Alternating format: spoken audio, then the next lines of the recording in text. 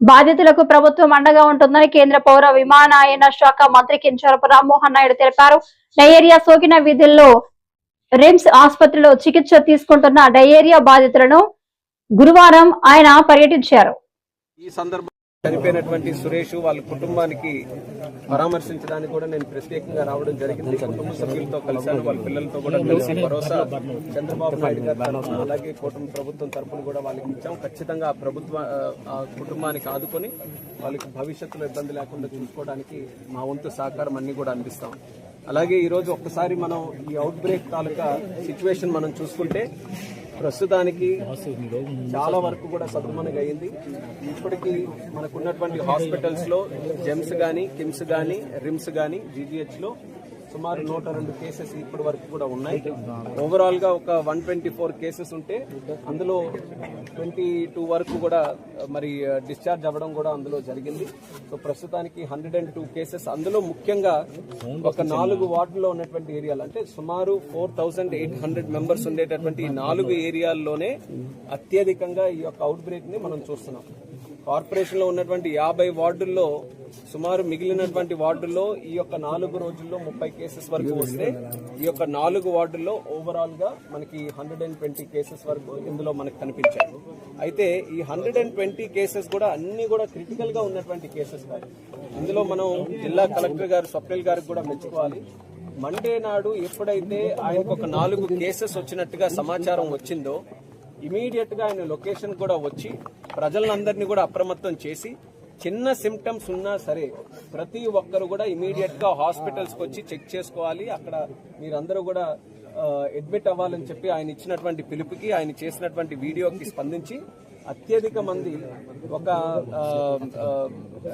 ఏదే ఇమీడియట్ గా ఇష్యూ లేకపోయినా సరే లేకపోతే చిన్న సిమ్టమ్స్ ఉన్నా సరే వాళ్ళు కూడా వచ్చి హాస్పిటల్స్ లో కూడా జాయిన్ అవ్వడం జరిగింది. సో ప్రభుత్వం ఎంత బాధ్యతగా ఈ యొక్క ఇష్యూ మీద వ్యవహరిస్తుందన్నాక అదొక ఉదాహరణ.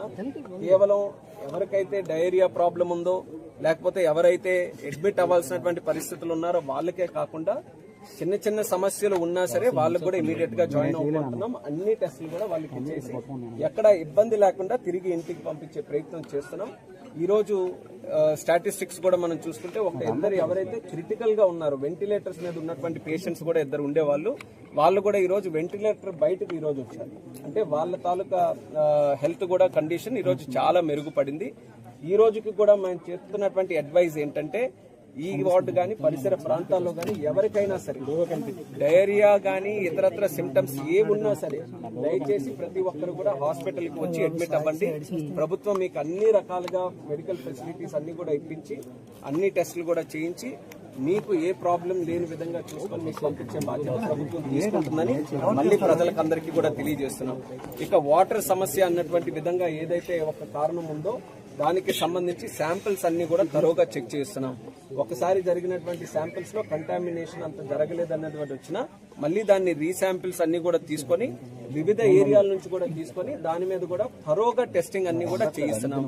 అలాగే ఇది కాకుండా వేరేగా ఫుడ్ కారణాల వల్ల ఏమైనా రావచ్చు అని చెప్పి ఈ ప్రాంతంలో ఉన్నటువంటి ఫుడ్ స్టాల్స్ గానీ, సెంటర్స్ గానీ, లేకపోతే చికెన్ మటన్ సేల్ సెంటర్స్ గానీ అన్నిటినీ కూడా తరోగా వెరిఫై చేసి కొన్నిటికైతే పర్మిషన్స్ కూడా క్యాన్సిల్ చేసి అమ్మకాన్ని కూడా ఆపించే ప్రయత్నం కూడా ప్రభుత్వం తరఫున అవన్నీ కూడా చేశాం.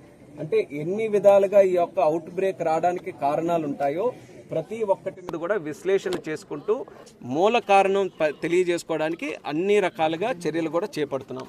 ఇక మిగిలినటువంటిది ఈ పైప్ లైన్స్ కానీ డ్రైన్స్ తాలూకా ఏదైతే ఇష్యూ ఉందో దాని మీద నిన్న మన అర్బన్ మినిస్టర్ గారు నారాయణ గారు కూడా వచ్చి థరోగా రివ్యూ చేశారు. గతంలో ఏ వర్క్స్ జరిగాయి, ఇప్పుడే వర్క్స్ జరుగుతున్నాయి, అన్నిటినీ కూడా మానిటర్ చేసుకొని ఒక రకంగా చెప్పాలనంటే మళ్ళీ కూటమి ప్రభుత్వం వచ్చిన తర్వాతే దీనికి ఎక్కడ రమ్మన్నా సరే కూటమి ప్రభుత్వం సిద్ధంగా ఉంది. గత పరిపాలనలో పూర్తిగా నిర్లక్ష్యం వహించారు. కార్పొరేషన్ లో గానీ ఇక్కడ డ్రైన్స్ గానీ శానిటేషన్ గానీ ఆ రోజు కార్పొరేషన్ అంతా కూడా ఒక ప్రైవేట్ వ్యవస్థని కాదు ఒక పర్సనల్ వ్యవస్థగా మార్చుకొని వాళ్ళ సొంత వ్యక్తులకే కట్టబెట్టి వాళ్ళ కమిషన్ల కోసం వర్కులు చేసే విధంగా ఆ రోజు సిండికేట్లు పెట్టుకుని ఆ రోజు వ్యవహరించారు. మళ్ళీ కూటమి ప్రభుత్వం వచ్చిన తర్వాత వాటన్నిటిని కూడా మార్చి క్వాలిటీగా పనులు చేయాలి, అటువంటి వ్యక్తులతో పనులు చేయించాలనే ఆలోచనతో ఇక్కడ కొన్ని నిర్ణయాలు తీసుకొని వర్కులన్నీ కూడా స్పీడప్ చేయించాం, డ్రైన్స్ చేశాం, కొత్తగా రోడ్స్ చేయించాం. వాటర్ కనెక్షన్స్ కొత్తగా చక్కగా ఇప్పించాం. సోర్సెస్ కానీ ట్యాంక్స్ కానీ అన్ని కూడా ఎప్పటికప్పుడు శానిటేషన్ డ్రైవ్ చేసి క్లీన్ చేయిస్తున్నాం. మీ అందరికీ కూడా తెలుసు, ముఖ్యమంత్రి గారు స్వచ్ఛాంధ్ర ప్రోగ్రామ్ ని ఎంత ప్రతిష్టాత్మకంగా తీసుకొని ప్రతి 3వ శనివారం కూడా ఈ శానిటేషన్ మీద, స్వచ్ఛత మీదే ప్రత్యేకంగా ప్రోగ్రామ్ కూడా డ్రైవ్ చేయడం జరుగుతుంది. దానివల్ల ఎన్నో మెరుగైనటువంటి కార్యక్రమాలు మన శ్రీకాకుళం కార్పొరేషన్లో, దానికి మించి భవిష్యత్తులో కూడా చేయడానికి సుమారు 100 కోట్లకు పైగా వర్కులు కూడా నిన్న మన మంత్రి గారు వచ్చిన తర్వాత ఆయన కూడా స్పెషల్ గా గ్రాంట్స్ కూడా కొన్ని కేటాయించడం జరిగింది.